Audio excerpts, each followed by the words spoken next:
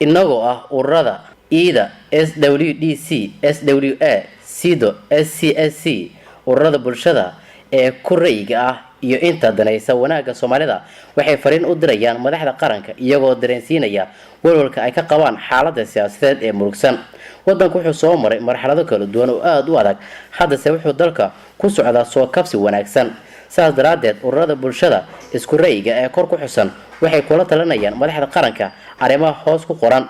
in loo daneeyo shacabka Soomaaliyeed oo ay abaaraha iyo nabadgelyo la'aantu hareeyeen, in laga fogaado wax kasto horumarka dimuqraadiyadda dadka iyo dalka waxyeeleyn kara, in madaxda qaranka oo ah kuwa lagu aaminay aayateenka dalka iyo dadka ay ka soo dhalaalaan doorkooda helaan xal siyaasadeed oo wadanku ku dego, in madaxweynaha oo ah qofka aad u daneeya nabad ku wada noolaanshaha dadka iyo xasiloonida dalka ahna ilaaliyaha dastuurka ee aan hore uga codsanay inuu arintan si toos ah ugu soo dhaxgalo uu sii wada dhexdhexaadinta guul shacabkana wanaagsan uu ka gaaro,